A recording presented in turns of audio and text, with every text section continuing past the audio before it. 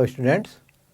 तो आज हम स्टार्ट करेंगे मैथमेटिक्स का 11th क्लास का पहला चैप्टर, और चैप्टर का नाम होगा सेट्स। तो सबसे पहले मैं आपको बताऊं यहाँ पर कि सेट क्या होता है। A group of well defined things of a kind is called set। तो जो एक पर्टिकुलर टाइप की जो थिंग्स होती हैं उनके ग्रुप को हम लोग सेट कहते हैं। मैं आपको इसका एग्जांपल दूंगा। सपोज हम इंग्लिश अल्फ़ाबेट का एग्जांपल लेते हैं। तो A B C D E F G H and so. तो यहाँ पे मैं एक ग्रुप बनाता हूँ वोवेल्स के लिए। तो as A E I O U is a group of vowels। तो यहाँ पे आप देखेंगे, यदि मैंने बोला कि ए कोई सेट है, ए कोई सेट है, ए कोई ग्रुप है जो किसका है, वोवेल्स का है, तो क्या उसे बी बिलोंग कर सकता है? क्या बी एलिमेंट होगा उस ग्रुप का? तो आप बताएंगे कि नहीं, बी वोवेल नहीं है, इसलिए बी उस ग्रुप में नहीं आएगा। तो ऐसा कोई ग्रुप जो वेल डिफाइंड हो, जिसमें आप पता कर सकते हो कि हाँ ये उससे बिलोंग करता है कोई भी एलिमेंट, या उससे बिलोंग नहीं करता है, ये इजी हो डिफाइंड हो, तो उसको हम लोग क्या कहेंगे, एक सेट कहेंगे। सेट के जो एलिमेंट्स हैं, अब सेट को लिखते कैसे हैं, तो how to write a set. तो सेट को लिखने के लिए दो तरह से लिखा जाता है। एक होता है रोस्टर फॉर्म, एक होता है सेट बिल्डर फॉर्म। जो रोस्टर फॉर्म है उसको टेबुलर फॉर्म भी कहते हैं।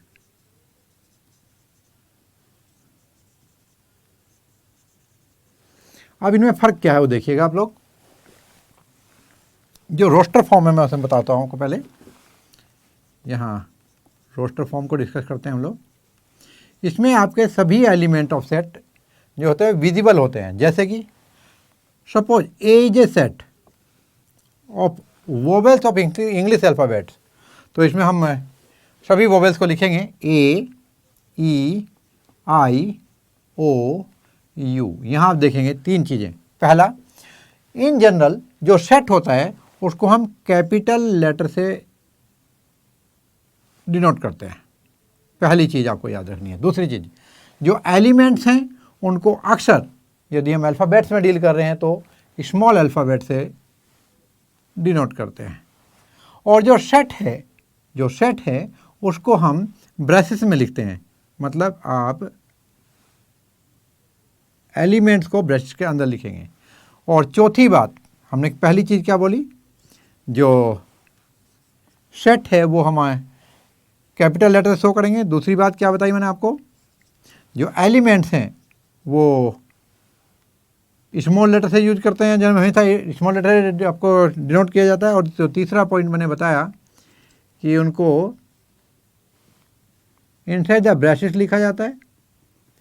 और चौथा पॉइंट एक और आप याद रखेंगे यहाँ पर कि जो सीक्वेंस है ये मैटर नहीं करती। जो सीक्वेंस ऑफ एलिमेंट है ये मैटर नहीं करती। का मतलब हम ए को ऐसे भी लिख सकते हैं, A equal to E I A U O, तब भी ये सेट सेम माना जाएगा। और एक और चीज़ मैं आपको बता दूं यहाँ पर जो याद रखने के लिए है कि कोई भी एलिमेंट रिपीट नहीं होता। यहाँ पर कोई भी एलिमेंट रिपीट नहीं होता। सपोज करो मैं एक सेट बनाता हूँ जिसमें सभी लेटर्स जो होंगे वे स्कूल SCHOOL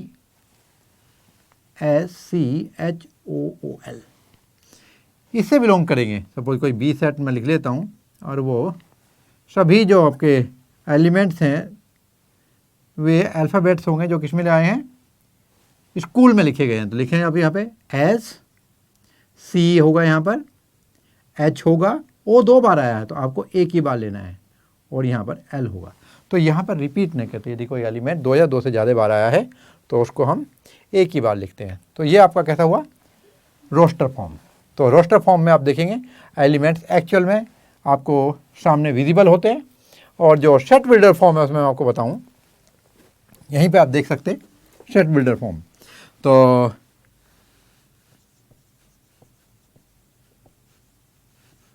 उसे कैसे लिखेंगे, जो सेट बिल्डर फॉर्म है उसको कैसे लिखेंगे आप लोग, सेट बिल्डर फॉर्म में लिखेंगे। सपोज यही मेरे को सेट बिल्डर फॉर्म में लिखना था, तो यहाँ पे कैसे लिखूंगा, देखिए A equal to x such that x is a vowel in English alphabets.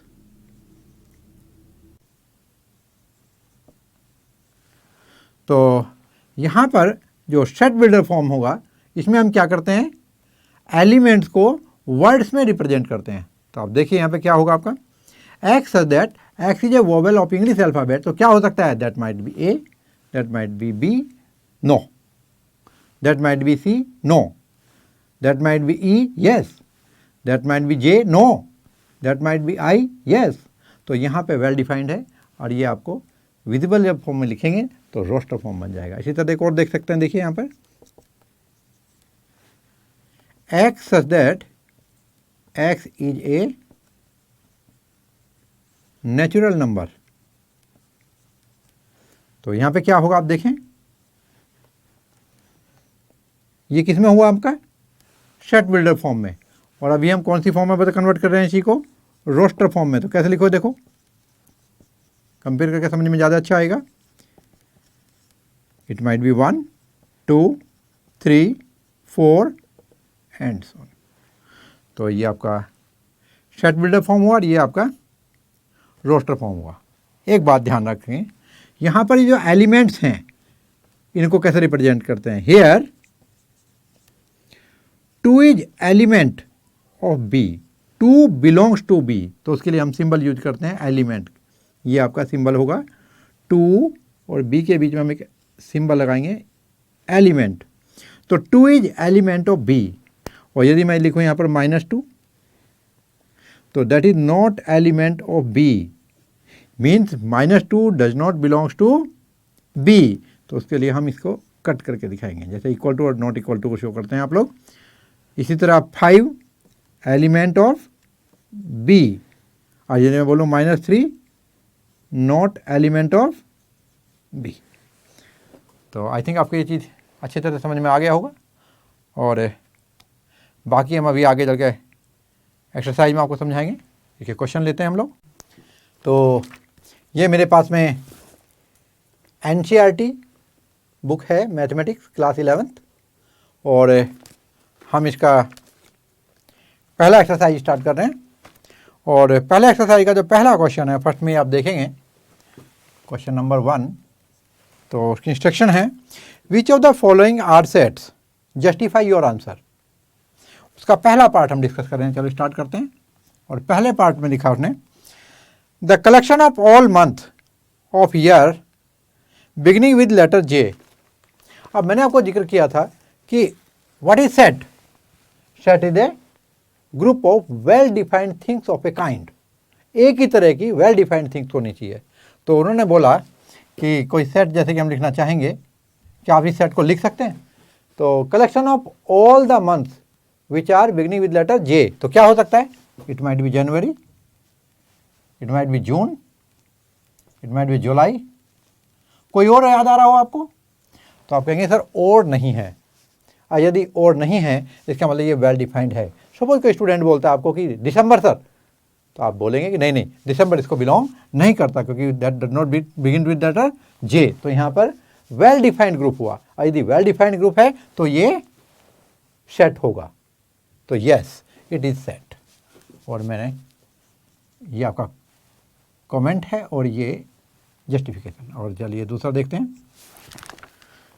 Second part में उसने पूछा, collection of 10 most talented writer of India. देखो एक तो मैं most talented writer of India, तो it is a hard nut to crack to check who is the most talented. तो यदि कहीं 10 लोग बैठे हों और उनमें से पूछा जाए कि इन 10 में से मोस्ट टैलेंटेड पर्सन कौन है, तो वहां पर सर फूट जाएंगे लोगों के, क्योंकि हर कोई अपने आप से स्टार्ट करेगा, एक तो मैं। तो ये एक वेल डिफाइंड ग्रुप नहीं बन पाएगा, इसमें सबकी एक राय जरूरी नहीं है। मैं बोलता हूं कि मोस्ट टैलेंटेड क्रिकेटर कौन है इंडिया का, तो कोई भी बोलेगा सचिन तेंदुलकर, तो दूसरा बोलेगा नहीं मुझे मालूम है, मौका नहीं मिला, सुनील गावस्कर से अच्छा हो ही नहीं सकता था वो, इसको ज़्यादा खेलने का मौका मिल गया, और कपिल देव के सामने तो कोई भी नहीं टिकता, यानी झगड़ा शुरू हो गया ना। इसका मतलब this is not well defined group. तो यहाँ पे आप देखेंगे वेल डिफाइंड के लिए दूसरा पार्ट में जो उन्होंने पूछा है, collection of 10 most talented writer of India, no, क्योंकि ये हम क्लियर नहीं कह सकते कि मोस्ट टैलेंटेड राइटर यदि हम पहले 10 छांटें तो वे कौन से हैं। हर कोई कहेगा भाई पहले तो मेरे स्टेट का एक राइटर था, इससे बढ़िया कोई राइटर हो ही नहीं सकता, वो दूसरी बात को किसी ने पहचाना नहीं, तो ये वेल डिफाइंड नहीं होगा, इस पर लोगों की एक राय नहीं हो सकती। नेक्स्ट देखिएगा, a team of 11 best cricket batsman of the world, और ये भी आपको बताया था मैंने, अभी भी एग्जाम्पल दिया था, जनरल एग्जाम्पल में ऑलरेडी डिस्कस हो गया है कि इसके ऊपर भी आपको एक राय नहीं बनेगी, और इसका मतलब ये भी एक सेट नहीं होगा। नेक्स्ट क्वेश्चन में आपने पूछा है, the collection of all boys in your class, definitely you know very well the name of all the boys in your class. तो यदि आप बोलेंगे कि सचिन, तो आप बोलेंगे हाँ मेरी क्लास में है, यदि किसी ने बोला कि नितिन, नहीं वो हमारी क्लास में नहीं है, वो दूसरी क्लास में पढ़ता है, इसका मतलब ये वेल डिफाइंड है, तो यस, तो ये इजीली आइडेंटिफाइड हो जाता है। नेक्स्ट दिखा है उन्होंने, collection of all natural number less then 100, बिल्कुल है। कैसे करेंगे, यहाँ पे आप देखिए कोई बी सेट दे देते हैं, और लेस देन 100 1 2 3, और लेस देन 100 का मतलब ये 99 तक एलिमेंट्स इसके अंदर जाएंगे, तो ये वेल डिफाइंड है। यदि मैं कहूँ कि 102, तो आप कहेंगे नहीं इससे बिलोंग नहीं करता, इसका मतलब आप इसको जस्टिफाई कर सकते हैं कि ये कौन सा एलिमेंट इससे बिलोंग करेगा, कौन सा नहीं, तो मतलब ये सेट है, ये वेल डिफाइंड ग्रुप होगा। और अगला पार्ट देखेंगे, a collection of novel written by Munshi Premchand, बिल्कुल ठीक है, ये भी है। यदि कोई भी आपको हम लोग नॉवेल दें और कहें कि ये प्रेमचंद का लिखा हुआ है कि नहीं, तो आप इसको इजीली बता सकते हैं, जिसको नॉलेज है कि भाई हाँ ये उसका लिखा हुआ है और ये प्रेमचंद का लिखा हुआ नहीं है, इसका मतलब ये भी उसका कलेक्शन का एक ग्रुप बना हुआ है, वो भी आपका सेट होगा। The collection of all even integers, बिल्कुल है, इसे भी देख सकते हैं आप लोग। हम कहाँ पहुँचे थे, 6 पे, और 7th पार्ट पे चलते हैं। तो collection of all even integers, बिल्कुल है जी, बिल्कुल है, ये भी आपका वेल डिफाइंड है। ओड को आप पकड़ लेंगे, इवन और ओड का आपको डिफरेंस है, जो 2 से डिविजिबल है वो आपका इवन है, और जो 2 से डिविजिबल नहीं है वो ओड है, तो ये भी वेल डिफाइंड हुआ।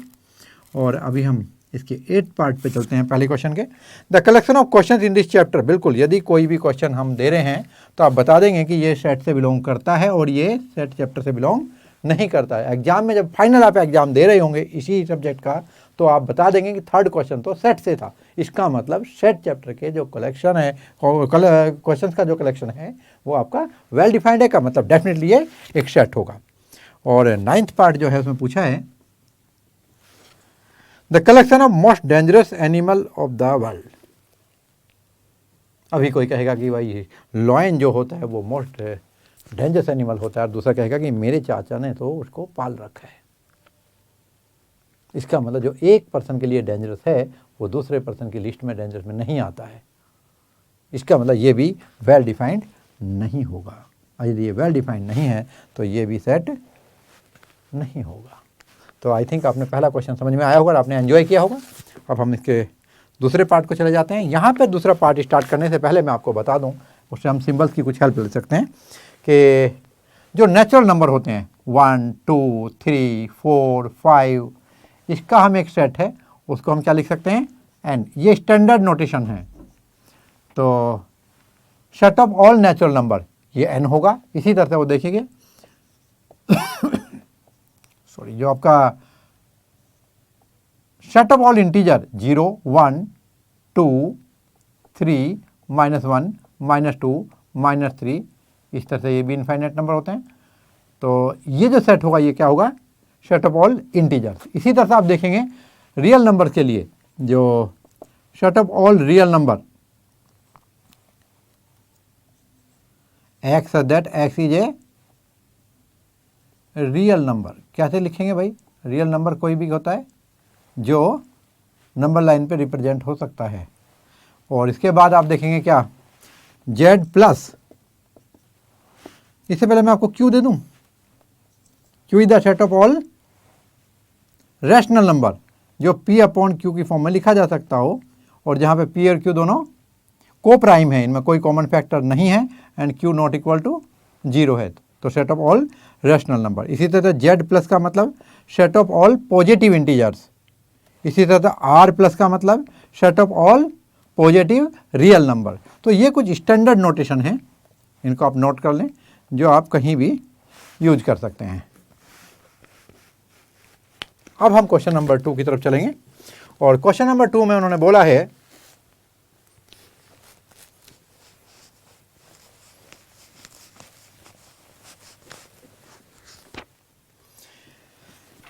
कोई सेट दिया है ए, 1, 2, 3, 4, 5, 6, और बोला insert the appropriate symbol belongs to and not belongs to in blank space. पहला पार्ट, दूसरा पार्ट, तीसरा पार्ट, फोर्थ पार्ट क्या है भाई, फिफ्थ पार्ट ये रहा, और सिक्स्थ पार्ट ये। एक साथ लिखेंगे क्योंकि बहुत आसान है ये चीज़ समझने के लिए, आप एंजॉय करेंगे।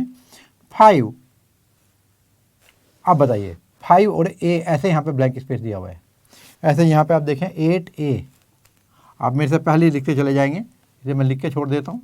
A, 4A, 2A, 10A। चलो देखिए पहले पार्ट को देखते हैं।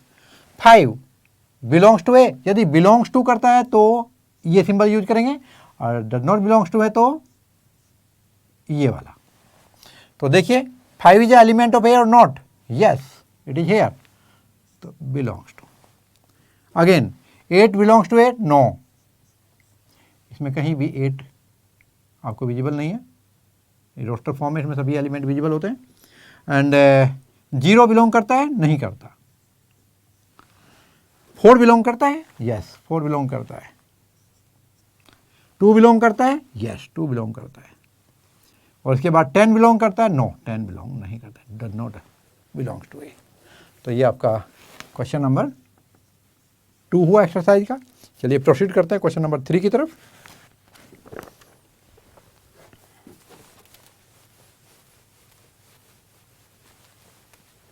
और क्वेश्चन नंबर 3 है write the following in roster form में। पहला पार्ट लिखता हूं, पहला पार्ट क्वेश्चन नंबर 3 का फर्स्ट पार्ट में है write the following in roster form. इसको रोस्टर फॉर्म में लिखना है, तो पहला पार्ट लिखते हैं हम लोग। ए क्या है भाई, देखिए x such that x is an integer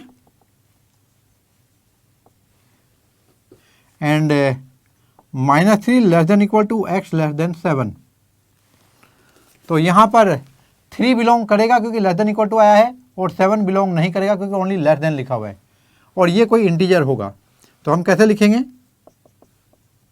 क्या क्या बिलोंग करेगा, 3 यस बिलोंग करेगा, फिर क्या होगा, इसके 7 के बीच में है, 7 उसको बिलोंग नहीं करता, तो -3 -2 -1 उससे बड़ा 0, फिर 1, फिर 2 3 4 5 6 एक्सक्लूडिंग 7, उसके साथ इक्वल टू नहीं आया है। यदि इक्वल टू नहीं आया तो हम 7 को नहीं लेंगे। सेकंड पार्ट देखिएगा, इसमें दिया है b equal to x that x is a natural number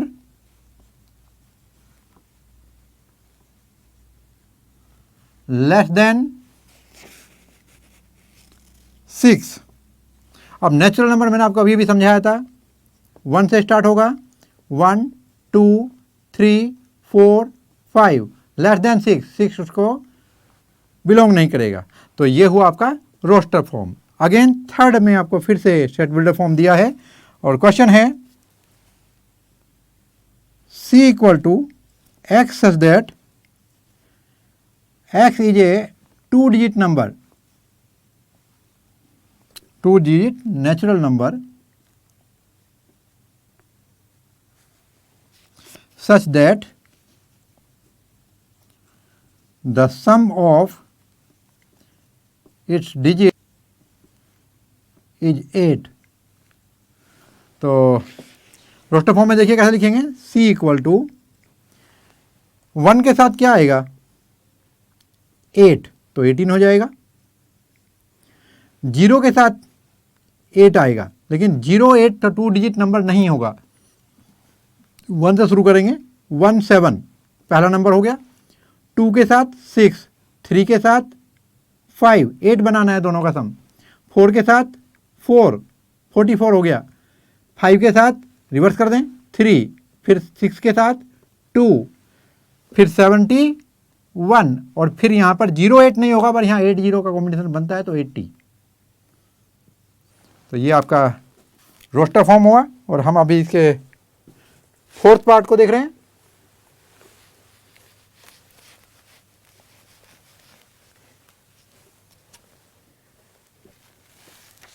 I hope आप एंजॉय कर रहे होंगे मैथमेटिक्स का। बहुत आसान सब्जेक्ट है और इसमें कोई भी चीज़ याद नहीं रखनी पड़ती, हर चीज़ समझ में आ गई तो बस आ गई।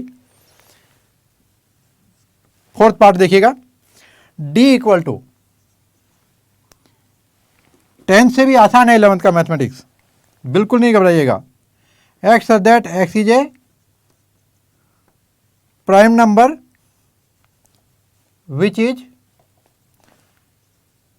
Divisor of 60। चलिए 60 के हम प्राइम फैक्टराइजेशन करते हैं, क्योंकि प्राइम नंबर पूछा उसने।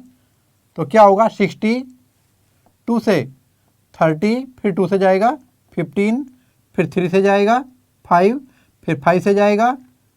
तो अब यहाँ देखिए आपको क्या मिलेगा, यहाँ पे आप देखेंगे 5, 3 और 2। तो यहाँ पर प्राइम फैक्टर जैसे मालूम पड़ा, इसके डिवाइजर 2 हो सकता, 3 हो सकता और 5 हो सकता। फिफ्थ पार्ट देखिएगा, E equal to the set of all letter in the word trigonometry, the set of all letters in the word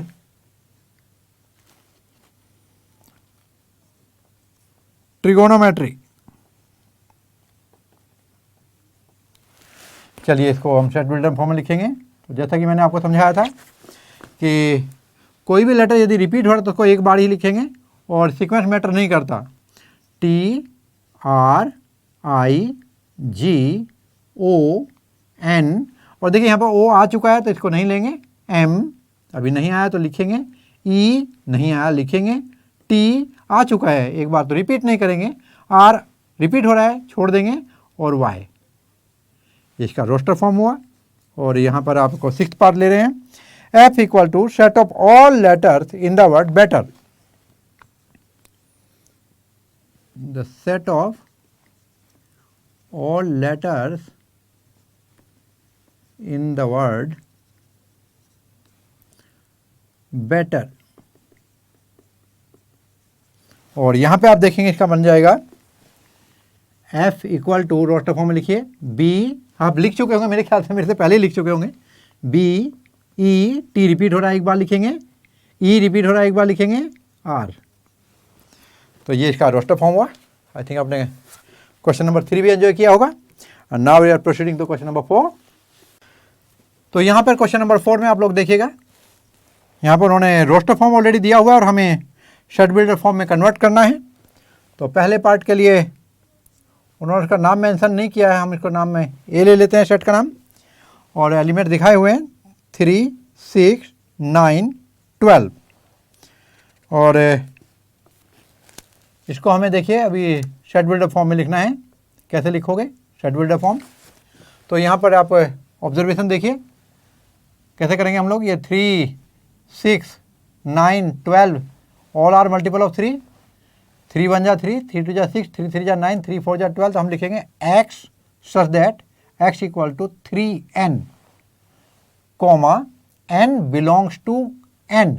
मैं आपको बता चुका हूं कैपिटल N क्या है, set of all natural number. यहां पर n कोई भी नेचुरल नंबर है, comma 1 less then n less then 4, और n की वैल्यू 1 से 4 तक कुछ भी हो सकती है। जब हम n की वैल्यू 1 रखेंगे तो इट बिकम 3 इंटू 1 3, जब इसके आगे 2 रखेंगे तो 3 इंटू 2 6, 3 रखेंगे तो 3 इंटू 3 9, और 4 के लिए होगी इसकी वैल्यू 12। तो ये इसमें कवर होते हैं। This is the set builder form और दिस इज रोस्टर फॉर्म। आपके सामने दोनों विजिबल हैं। और सेकंड पार्ट में देखिएगा, यहाँ पर आपको दिया हुआ एक सेट 2 4 8 16 32, और इसके लिए फिर विचार करिए कि ये 2 रेज़ टू पावर 1, ये 2 रेज़ टू पावर 2, ये 2 रेज़ टू पावर 3, ये 2 raise to power 4, 2 raise to power 5, कैसे लिखेंगे सोचो।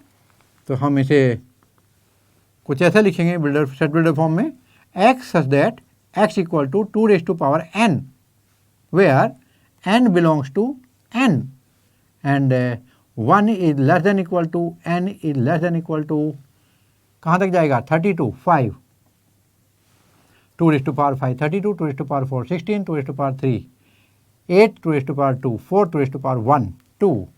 तो ये इसका क्या बनेगा आपका सेट बिल्डर फॉर्म। और नेक्स्ट पार्ट में आप देखेंगे दिया हुआ है, सी नाम दे देता हूँ मैं इसको, और ये है 5 25 125 625। तो कैसे लिखेंगे सी को, सी इक्वल टू ब्रैकेट्स में लिखेंगे x सच दैट, बिल्कुल सेम, यहाँ पर 2 के रेज़ टू पावर है, यहाँ पर 5 के देख सकते हैं, 5 raise to power 1, 5 raise to power 2, 5 raise to power 3, 5 raise to power 4 तक जाना है।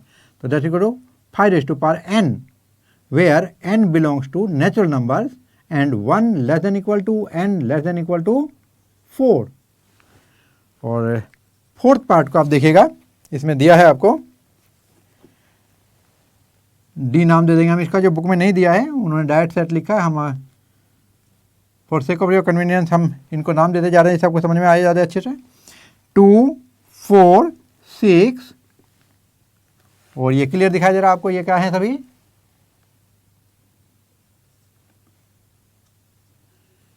even numbers, x such that x is an even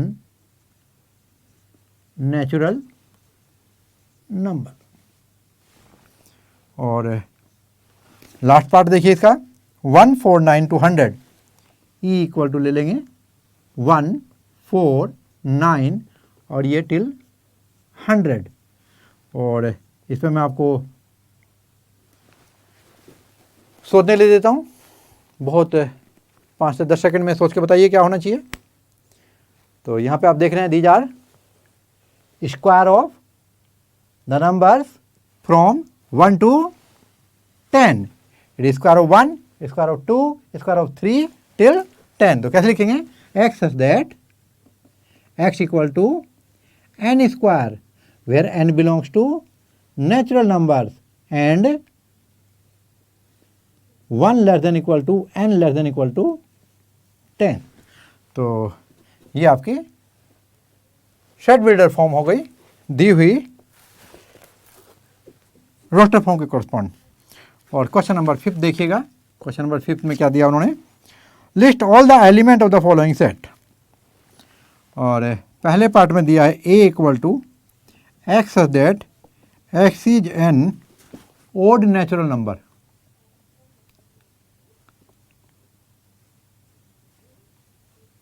तो यहाँ पर आप देख सकते हैं ये ओड नेचुरल नंबर। अब यहाँ पर एक चीज़ ध्यान दें, उन्होंने बोला है लिस्ट ऑल द एलिमेंट्स, और आप क्वेश्चन नंबर 3 देखिएगा इसी में एक्सरसाइज में, उसमें दिया है write the following in roster form. जब आप आंसर देखेंगे तो उन्होंने दोनों जगह पर सेम टाइप से आंसर दिया हुआ है, तो फिर आप कैसे डिफ्रेंशिएट कर पाएंगे कि ये आपको क्वेश्चन नंबर 3 पूछा है या क्वेश्चन नंबर 5 पूछा है। तो इसके लिए मैं आपको बताऊं, यहाँ पर आपको एलिमेंट्स दिए हैं, तो हम एलिमेंट लिखेंगे कैसे, ज़रा बुक में आंसर दिया हुआ है कुछ इस तरह, ध्यान से देखो, x that x is an odd natural number. तो क्या लिखेंगे 1 2 3 नो 2 छोड़ेंगे तो क्या होगा 3 4 5 6, गलत हुआ, यहाँ क्या आएगा 5, फिर क्या होगा 7, अगला बोलो 9, और इस तरह से आपका कितने एलिमेंट लिखेंगे अप टू इनफाइनाइट। तो यहाँ पर एक्चुअल में ये तो हमने इसकी कोरस्पॉन्डिंग रोस्टर फॉर्म लिखी हुई है, हमें क्या लिखना है एलिमेंट, तो एलिमेंट होने चाहिए 1 3 5 7। इसी तरह मैं बी का आंसर लिखना सेकंड पार्ट का आंसर लिखना चाहूँगा। उन्होंने दिया है b equal to x such that x is an integer, और क्या दिया है -1/2 less than x less than 9/2।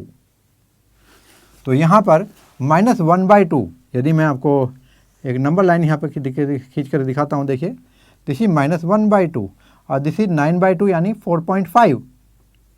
तो इन दोनों के बीच में क्या क्या नंबर आएंगे, -1/2 आगे 0 1 2 3 4, 4.5 से आगे आएगा कहाँ 5, और यहाँ क्या आएगा -1।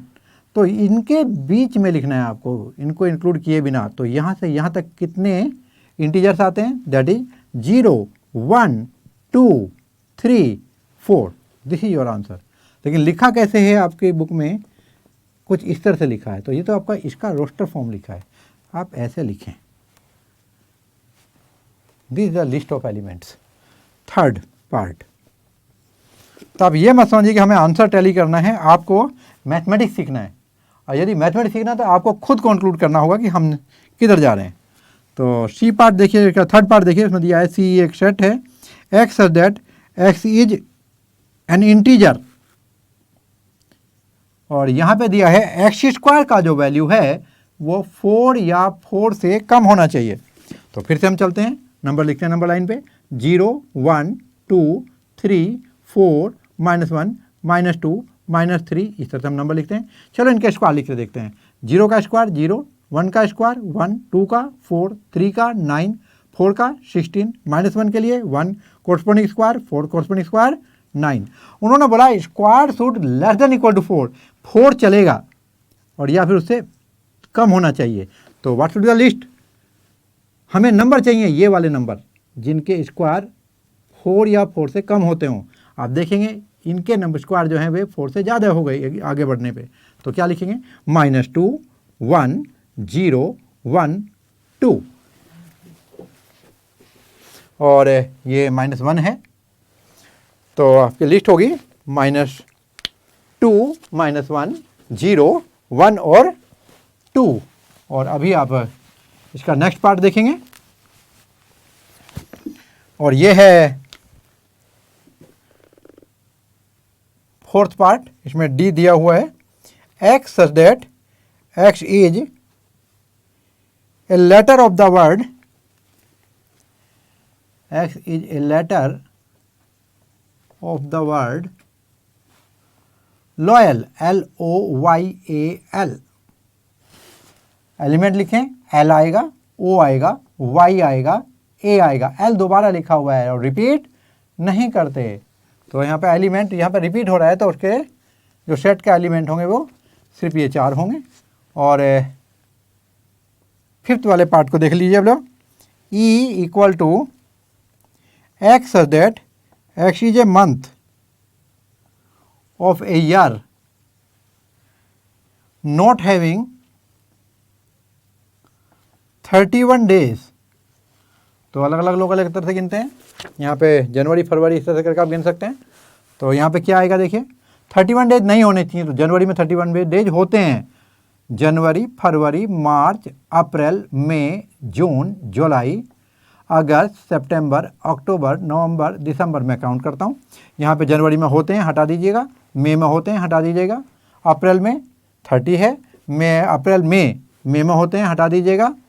इसके बाद क्या बचा, जून, जून में 31 नहीं होते, जुलाई और अगस्त दोनों में होते हैं हटा दीजिएगा, सितंबर में नहीं होते, अक्टूबर में होते हैं और दिसंबर में होते हैं। तो ये आपका लिस्ट बन गया। क्या क्या बना, फरवरी अप्रैल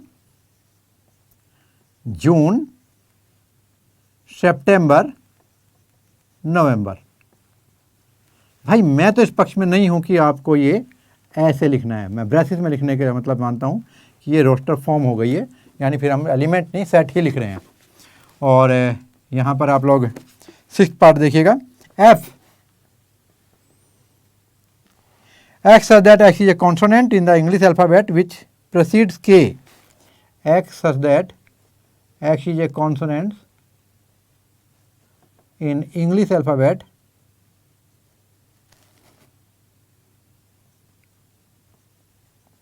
which proceed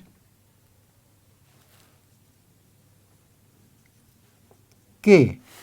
तो पहले मैं अल्फ़ाबेट लिख लेता हूँ आपको समझाने के लिए, A B C D E F G H I J K, और K से पहले K छोड़ दीजिएगा और यहाँ पे जो आपके वोवेल इनको काट दीजिएगा, A जाएगा और E जाएगा, तो क्या लिखेंगे B C D F G H, I को हटा दीजिएगा J। तो ये लिस्ट ऑफ एलिमेंट हो गई 6 पार्ट में, और बस यही पार्ट से आपके। और अभी हम लास्ट क्वेश्चन है जिसे आप बहुत एंजॉय करेंगे, उसको देख लेते हैं। तो इसमें आप मेरे साथ इन्वॉल्व होइएगा भाई। तो यहाँ पे मैं 2 ग्रुप बना लेता हूँ। पहला,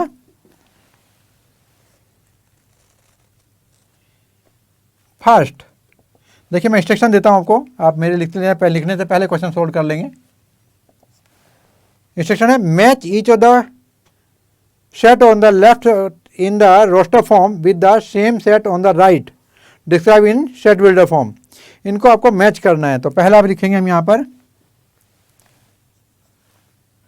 1 2 3 6, दूसरा है 2 3,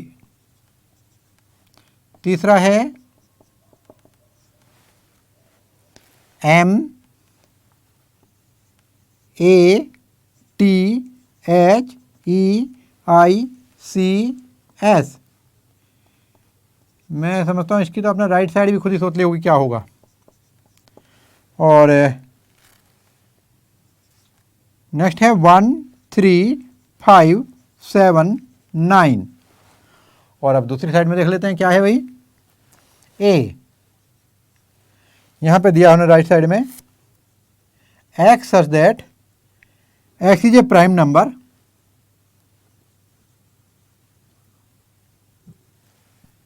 and a divisor of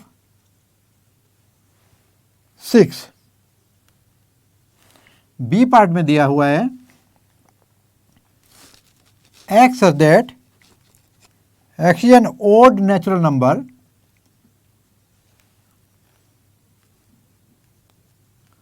less than 10। C part है X such that X is a natural number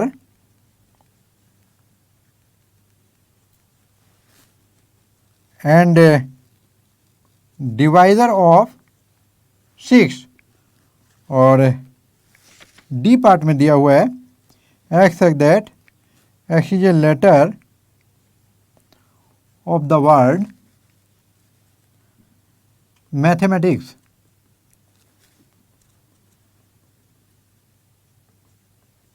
तो यहाँ पर आप देखिएगा जो पहला पार्ट है X such that X is a prime number. अच्छा इधर से शुरू करते हैं 1 2 3 6। तो यहाँ पे X is a prime number which is less divisor of 6। तो यहाँ पर प्राइम नंबर बोला आपने, प्राइम नंबर में आपका 6 नहीं आता, तो इसके लिए 3 and 2 are the prime number which are divisor of 6। तो ये आपका सेकंड जो फर्स्ट है, जो सेकंड है ये इसके फर्स्ट से मिल गया है, एक पेयरिंग हो गई है। दूसरा X is an odd natural number less than 10। तो ये 1 3 5 7 9 हो गया। और X is a natural number and divisor of 6, वो डिवाइजर ऑफ 6 भी होगा और नेचुरल नंबर भी होगा। तो ये आपका फर्स्ट के साथ मैच हो गया। और अभी देखिएगा ये letter of the word mathematics, और ये मैंने बताया था आपको कि लेटर रिपीट नहीं होगा, तो वो एक एक बार आ रखा है, कोई रिपीट होगा तो वो छूट गया होगा, आप टैली कर लीजिएगा। MATHE, M दोबारा आ रहा है, A दोबारा आ रहा है, T दोबारा आ रहा है, ICS बिल्कुल ठीक है, और ये D। तो कैसे लिखेंगे? फर्स्ट के लिए C, सेकंड के लिए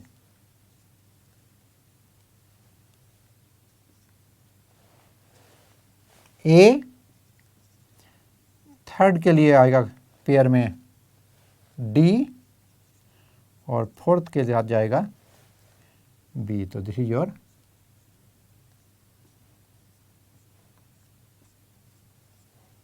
आंसर। आई थिंक आपने होल एक्सरसाइज एंजॉय की होगी, और this is the power of mathematics. Enjoy. और आगे भी आप देखेंगे कि हर चैप्टर पहले चैप्टर से आसान होता चला जाएगा, और आप 10th से ज़्यादा 11th को एंजॉय करेंगे।